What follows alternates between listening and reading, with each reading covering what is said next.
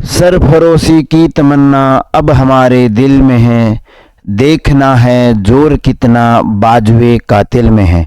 आप सभी को स्वतंत्रता दिवस की हार्दिक शुभकामनाएं।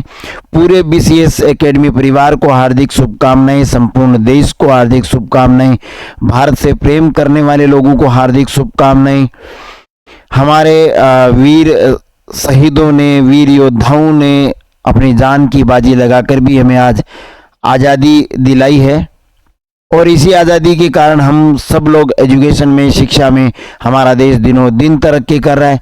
तो आप सभी को बहुत बहुत बधाई हो। और आज ये बड़ा गौरवशाली पल भी है अपन लोगों के लिए। गौरवशाली पल ऐसे है कि हम आज़ाद हैं, हम आज़ादी की हवा में सांस ले पा रहे हैं। हमारे बड़े बुजुर्गों के संघर्षों की बदौलत आज हम सब लोग अपनी लोकतंत्र के अंदर अपनी जिंदगी को अपने हिसाब से जी पाते हैं, अपने अधिकारों के लिए बात कर पाते हैं। तो उन सभी को बहुत बहुत बधाइयाँ, उन सभी का बहुत बहुत आभार जिन माओं ने अपने बच्चे कुर्बान किए हैं देश के लिए, जिन बहनों ने अपने भाई, अपने पति, अपने बेटे दिए हैं, उन सभी को प्रणाम करता हूं। मैं हूं आपका दोस्त एसपी सुंडा, और हम पढ़ रहे हैं रासायनिक बलगतिकी केमिस्ट्री 12th क्लास से।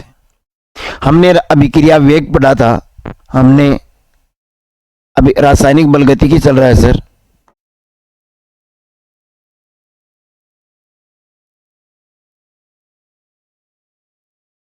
रासायनिक बलगतिकी ये चैप्टर अपन ने स्टार्ट कर दिया है, रासायनिक बलगतिकी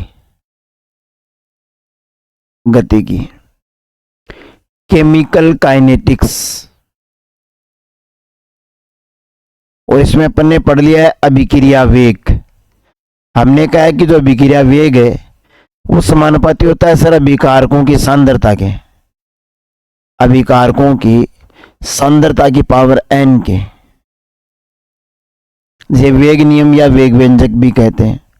हमने कहा कि जो अभिक्रिया वेग है वो अभिकारक की सांद्रता में परिवर्तन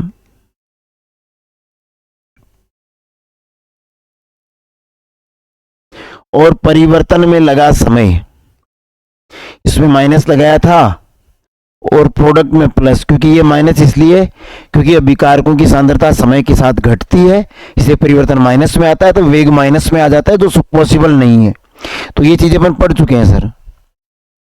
आज अपना जो टॉपिक रहेगा वो रहेगा सर, एक मिनट, स्क्रीन पे आपको हैंड रिटन नोट्स दिख रहे होंगे। अगर आप लोग चाहते हैं कि बीसीएस एकेडमी के हैंड रिटन नोट्स आपको मिले, यही सेम नोट्स जिन्हें आप पीडीएफ के रूप में भी रख सकते हैं या फिर आप इनसे प्रिंट भी ले सकते हैं, तो आपको बीसीएस एकेडमी की प्ले स्टोर पे जाके एप्लीकेशन डाउनलोड करनी होगी और उस पर रजिस्टर्ड करना पड़ेगा खुद को, और चिन्ने से पैसों में आपको ये मिल जाएगी पीडीएफ। अदरवाइज अगर आप साथ साथ बना रहे हो तो बहुत अच्छी बात है, वहां आपके 1 रुपया नहीं लगना। अपनी कॉपी उठाइए, पेन उठाइए, साथ साथ बनाते रहिए। चलिए जी शुरू करते हैं। आज का हमारा टॉपिक रहेगा आज का हमारा टॉपिक रहेगा अभिक्रिया वेग को प्रभावित करने वाले कारक। अभिक्रिया वेग को कौन कौन प्रभावित करता है? सबसे पहले जी इसको इजी पढ़ लेंगे, 11th में आप लोगों ने पढ़ा है और बेसिक सी बात है, कुछ रॉकेट साइंस नहीं है, तो इसमें टाइम स्पेंड नहीं करेंगे अपन। कि अभिकारकों की सांद्रता प्रभावित करती है सर। अभिकारकों की सांद्रता बढ़ेगी या घटेगी? हम ये बोल सकते हैं कि अगर अभिकारकों की सांद्रता में परिवर्तन होगा, अगर अभिकारकों की सांद्रता में परिवर्तन होगा, यानी घटना या बढ़ना क्या है? परिवर्तन। अगर अभिकारकों की सांद्रता में परिवर्तन होगा तो अभिक्रिया के वेग में वृद्धि या कमी होगी, जो द्रव्य अनुपातिक क्रिया नियम के अनुसार है जी। 11th में अच्छे से पढ़ा है कि अभिकारकों की मात्रा ज्यादा होगी तो वेग ज्यादा होगा, अभिकारकों की मात्रा घटेगी तो वेग घट जाएगा। उसके बाद में है ताप पर, कि ताप बढ़ाएंगे तो अभिकारक के अणुओं की गतिज ऊर्जा बढ़ेगी, और ताप बढ़ाने से अभिक्रिया के वेग में भी वृद्धि होती है। हालांकि ये चीजें इस चीज पर डिपेंड करती है कि अभिक्रिया ऊष्माक्षेपी है या ऊष्माशोषी है। अगर अभिक्रिया ऊष्माक्षेपी है, अगर अभिक्रिया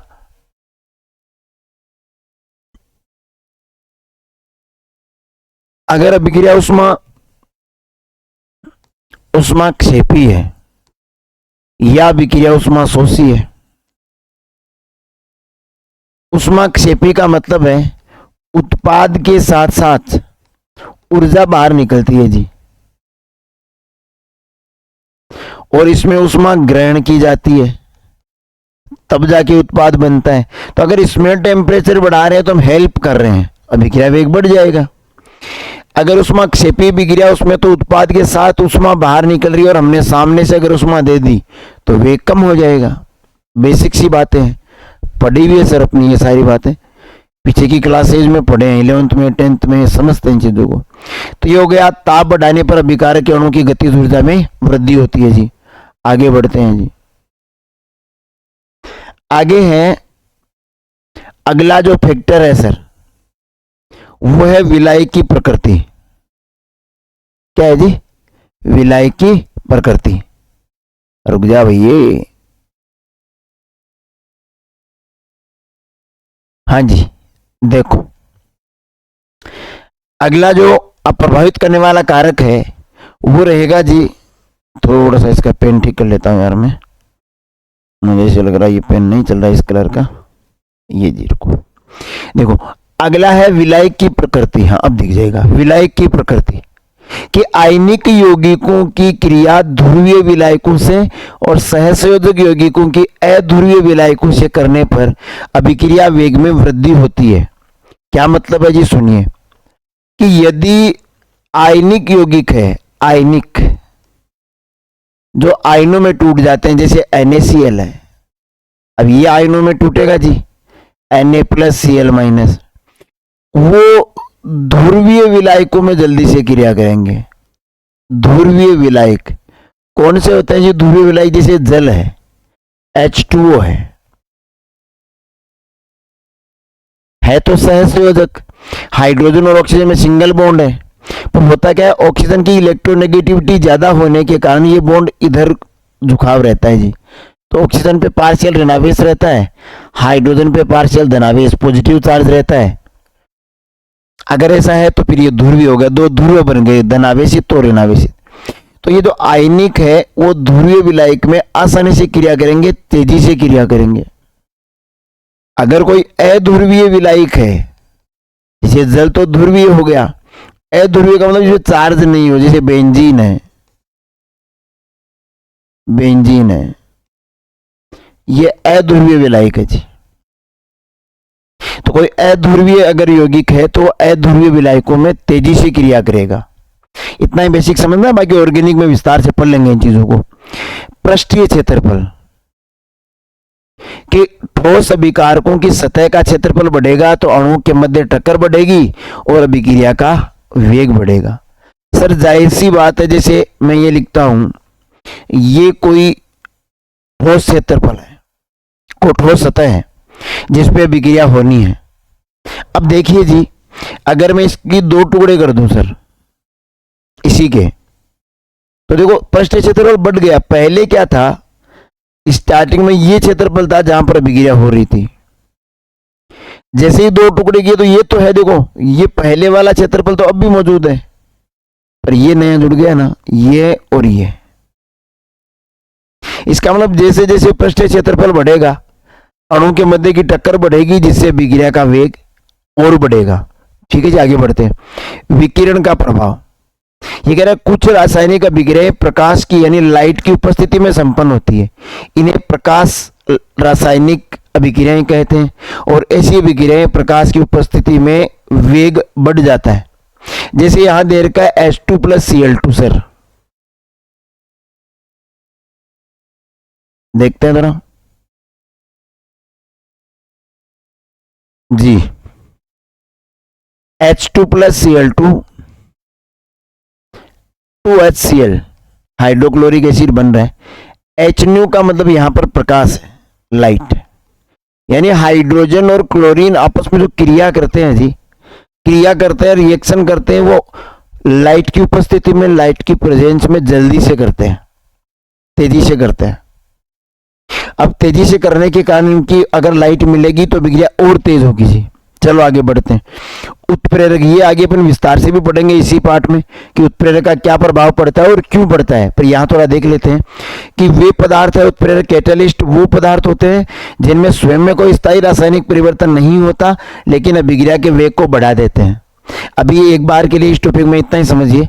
इसी टॉपिक पर इसी पाठ में अपन लास्ट में बड़े विस्तार से ये टॉपिक है, तो वहां से क्रिया इस पर चर्चा कर लेंगे अपन। समझ पा रहे हो जी? ठीक है। अब उत्प्रेरक होता है जो अभिक्रिया में खुद भाग नहीं लेते मगर अभिक्रिया के वेग को बदल देते हैं। अब क्यों बदलते हैं, कैसे बदलते हैं, वो अपन विस्तार से पढ़ेंगे। ठीक है जी। ये तो गए, ये अपना टॉपिक हो गया जी जिसमें अपन ने अभिक्रिया को प्रभावित करने वाले कारक पढ़े। एक मिनट जी, मैं देख लेता हूं क्या सिस्टम। अच्छा जी, ये अपन ने पढ़ लिया जी, ये पढ़ लिया सर। ये वेग व्यंजक वेग नियम है ना, ये पढ़ लिया। वेग के मात्रक भी पढ़ लिए अपन ने। बिल्कुल बिल्कुल सर। ये देखो थोड़ा मैं रिवाइज करा देता हूँ, थोड़ा सा बता देता हूँ ताकि ऐसा नहीं लगे कि हम भाग के गए ऊपर से। दिख रहा है जी? सुनो, इसमें क्या है कि किसी अभिक्रिया का जो वेग स्थिरांक है वो अभिक्रिया की कोटि, उत्प्रेरक और ताप पर निर्भर करता है। वेग स्थिरांक की यूनिट्स अपन ने पिछले वीडियो में बड़े विस्तार से निकाली है, तो उन पे अपन यहाँ चर्चा नहीं करेंगे सर वेग स्थिरांक यूनिट पिछले वीडियो में, क्योंकि फिर वो बोरिंग हो जाएगा। जो पिछला वीडियो देख के आए उनके लिए फिर वो अलग हो जाएगा। सुनो जी,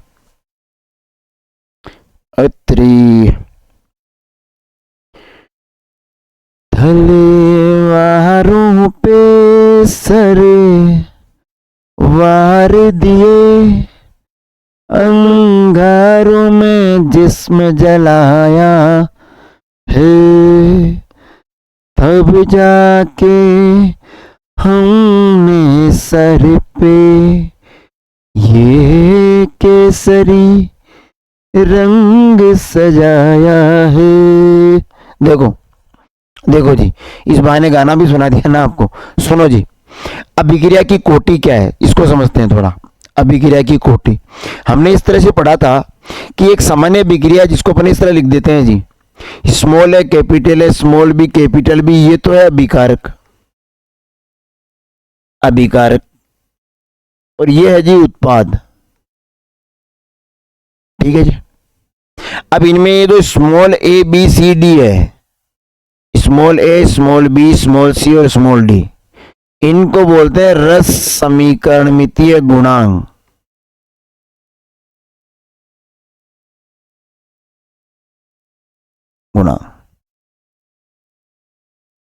स्पेक्ट्रोकेमिकल। देखो सुनो, क्या हुआ बताए ना? ठीक है, सुनो कि ये स्मॉल है, कैपिटल है, स्मॉल बी, कैपिटल बी, ये रस समीकरणमितीय गुणांक। वेग नियम ये कहता है कि जो अभिक्रिया का वेग है वो अभिकारकों की सांद्रता की घात के समानुपाती होता है जी। अब यहां घात अक्ष और जो वाई है इनका जो टोटल है उसको स्मॉल एन से दर्शाते हैं, और वो स्मॉल एन होता है अभिक्रिया की कोटि। कोटि एक प्रायोगिक मान है सर, प्रैक्टिकली पता चलता है, प्रायोगिक मान है कि अभिक्रिया वेग की ये जो कोटि है एन, इसको अपन ऐसे भी लिख सकते हैं। देखो, अभिक्रिया वेग बराबर अभिकारकों की सांद्रता की घात एन। अब एन क्या है जी? एन कोटि है जी, एन कोटि है। ठीक है जी, एन अभिक्रिया की कोटि है एक्स प्लस वाई, और एक प्रैक्टिकल मेजरमेंट है, ये प्रायोगिक तौर पर पता चलता है। सैद्धांतिक तौर पर हम देखकर अभिक्रिया की कोटि नहीं बता सकते, प्रायोगिक मान है जी। ये अपन ने पढ़ा था जी। आगे देखो भाई, तेरे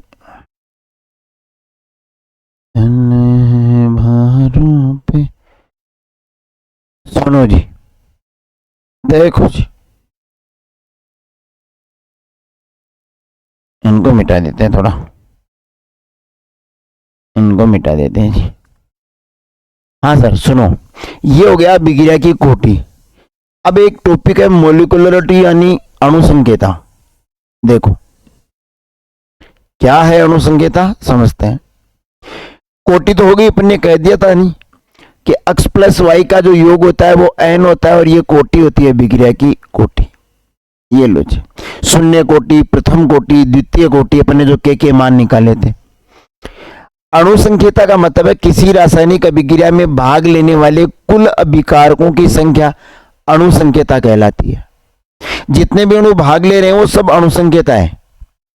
कोटि अलग चीज है, कोटि तो प्रैक्टिकली पता चलेगी, अणु संख्यता समीकरण को देखकर ही बता देंगे अपन कि इसकी अणु संख्यता इतनी है, कोटि नहीं बता पाएंगे, वो प्रैक्टिकली पता चलेगी। देखिए जैसे अभिक्रिया दे रही है PCl5 PCl3 और Cl2 में बदल रहा है, तो साफ पता चल रहा है PCl5 के कितने अणु है, कुछ नहीं लिख रखा, एक अणु है, तो अणु संख्यता भी कितनी हो गई, एक।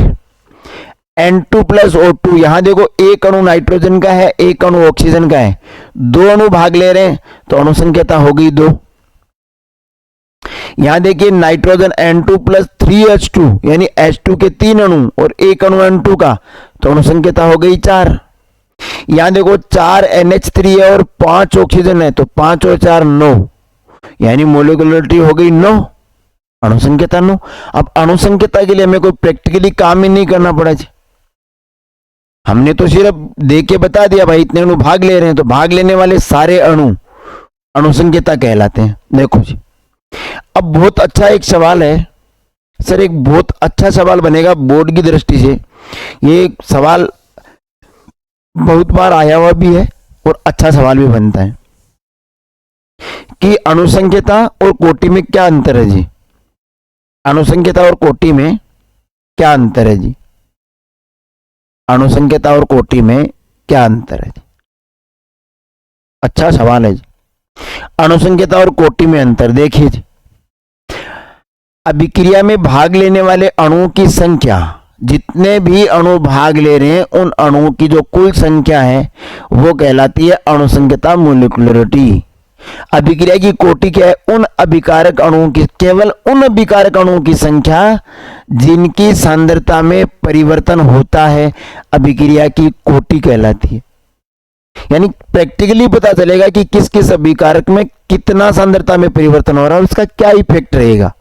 ठीक है जी, यह एक सैद्धांतिक मान है। सैद्धांतिक मान यानी अपन नॉर्मली देख के बता सकते हैं समीकरण को, प्रायोगिक मान नहीं है ये, प्रैक्टिकली ये प्रायोगिक मान है, प्रैक्टिकली पता चलता है जी।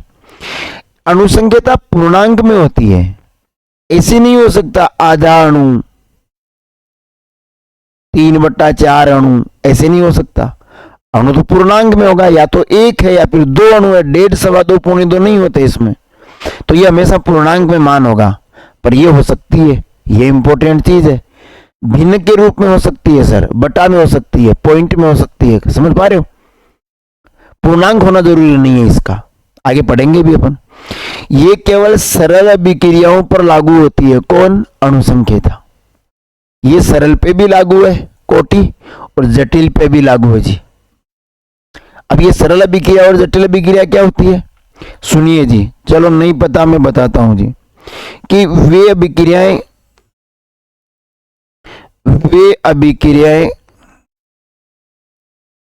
जो एक ही पद में, एक ही स्टेप में पूरी हो जाती है, एक ही स्टेप में पूरी हो गई यानी सरल अभिक्रिया, एक से अधिक स्टेप में पूरी हुई यानी जटिल अभिक्रिया। एक से अधिक स्टेप का क्या मतलब है जी, जैसे कोई ए अभिकारक है उसको डी प्रोडक्ट में बदलना है, फाइनल प्रोडक्ट उसका डी है, तो डायरेक्टली डी में नहीं बदलेगा, वो ए पहले बदलेगा बी में, बी बदलेगा सी में और सी जाके बदलेगा डी में। तो ये एक स्टेप में नहीं हुआ, ये 1 2 3 स्टेप में हुआ है, तो जटिल अभिक्रिया कॉम्प्लेक्स रिएक्शन है।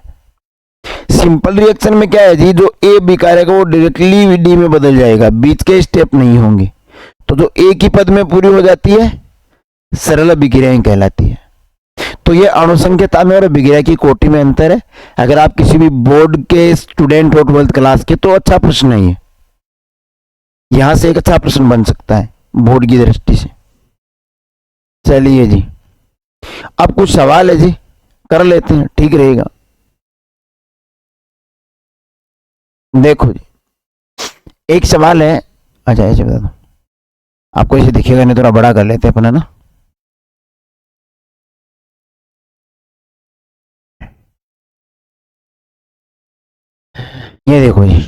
दिख रहा है ना।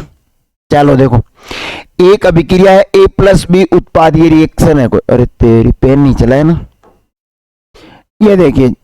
ओ भाई, अब देखो, एक अभिक्रिया है ए प्लस बी उत्पाद बन रहा है जी। ए प्लस बी अभिकारक, उनसे प्रोडक्ट बन रहा है। वेग नियम, ये आर अभिक्रिया वेग, रेट ऑफ, है ना, ये दे रखा है रेट ऑफ रिएक्शन, इस तरह दर्शा रहा है उसको। देखो मैं बताता हूं, वेग लिख रखा है जी समानुपाती ए की पावर 1/2 और बी की पावर 2, ये है। अब ये कह रहा है कि अभिक्रिया की कोटि क्या होगी, तो ये ऊपर क्या है सुनो, अपने इसे लिखा था क्या, वेग समानुपाती होता है ए की पावर x और b की पावर y के। फिर कहा था x प्लस y का जो टोटल है वो n है, उसे कहते हैं कोटि। हमें कोटि ऑर्डर ही तो ज्ञात करना है, ऑर्डर ज्ञात करना है तो x की वैल्यू ये रही, y की वैल्यू ये रही, तो 1/2 प्लस 2 2.5 हो गए ना, तो कोटि 2.5 कोटि की अभिक्रिया है सर, 2.5 आ जाएंगे।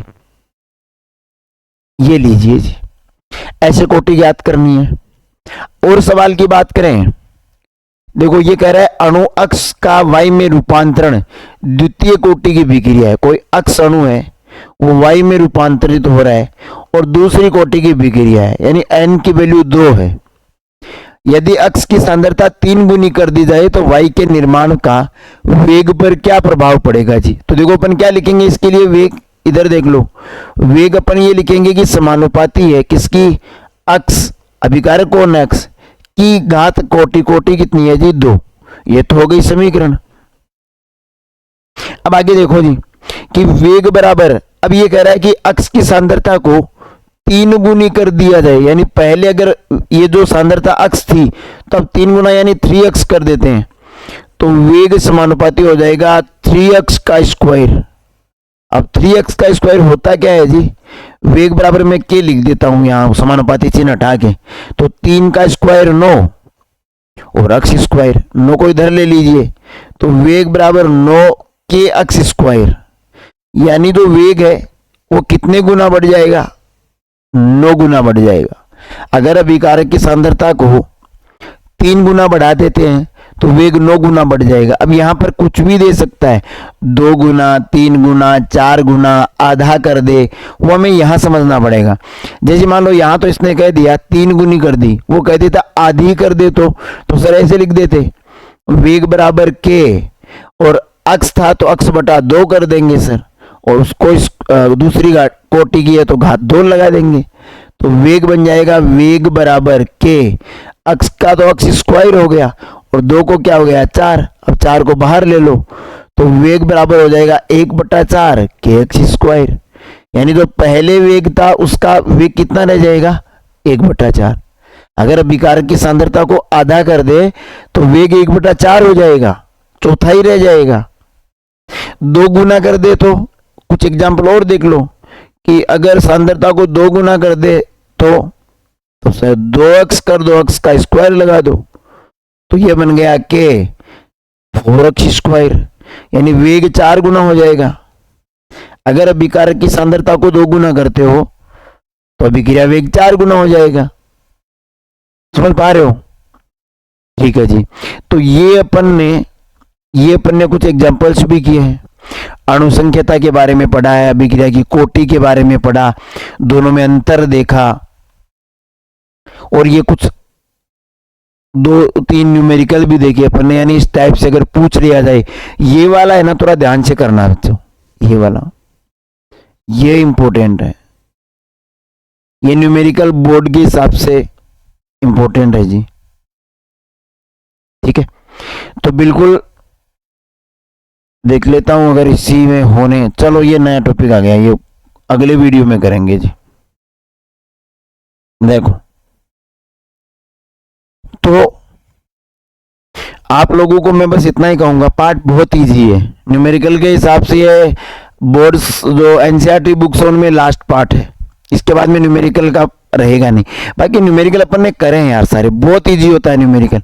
न्यूमेरिकल में अगर अपन डाटा पकड़ पाते हैं किस चीज की वैल्यू दी हुई है और क्या पूछ रहा है, तो वो फॉर्मूला बेस्ड होते हैं सारे, थोड़ा सा कॉन्सेप्ट देखना होगा और वो क्लियर करने के लिए आप यहाँ पर हो।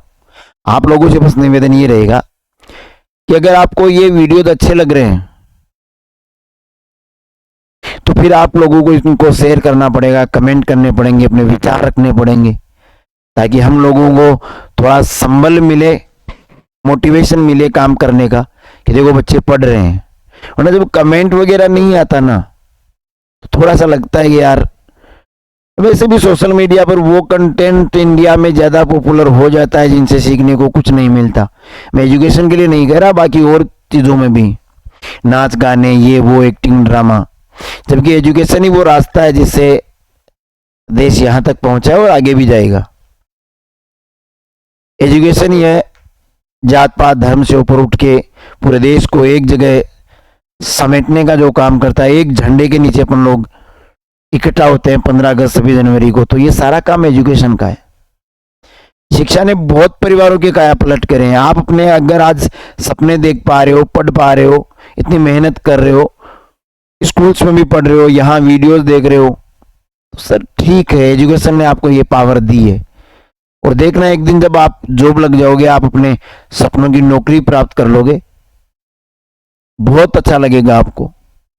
और एजुकेशन के बीच में पैसा नहीं आता यार, पैसा नहीं है, कम है, सुविधाएं, बहाने, एक्सक्यूज नहीं चलते। करना है मतलब करना है, इसमें क्या है का एक्सक्यूज। एक्सक्यूज मेरे मानने में ये होता है कि एक्सक्यूज से सिर्फ आप अपने आप को संतुष्ट कर लेते हो कि यार ये कारण हो गया इसलिए मैं नहीं पढ़ पा रहा हूं, ये पैसे नहीं है, बुक्स नहीं है, टीचर नहीं है, समझ में नहीं आता, स्कूल में ये दिक्कत है, बस में ये दिक्कत है, घर पे ये दिक्कत है, पापा मम्मी का सपोर्ट नहीं है, घर में ये होता है, वो होता है। ये एक्सक्यूज है, सारे नहीं करना होता है ना, इसलिए एक्सक्यूज चाहिए। जिसको करना है उसका ये चीजें मैटर ही नहीं करती। हाँ, प्रभाव पड़ता है इनका, पर नीचे लड़ जाते हैं बच्चे यार, इन चीजों से आगे बढ़ के पढ़ जाते हैं। आपको चूज करना पड़ेगा ना, आपको तय करना है, आपकी लाइफ है, किन चीजों को इंपॉर्टेंट दोगे। मानता हूं कहना आसान है, करना मुश्किल है, तभी तो आपको कह रहा हूं करना मुश्किल है, इसलिए मेहनत करनी पड़ेगी। आसानी से होता तो कोई पढ़ लेता। चलिए फिर मिलेंगे। आप सभी को पुनः 15 अगस्त की ढेर सारी शुभकामनाएं। खुश रहिए, मुस्कुराते रहिए, आगे बढ़ते रहिए। जय हिंद, जय भारत, जय जवान, जय किसान।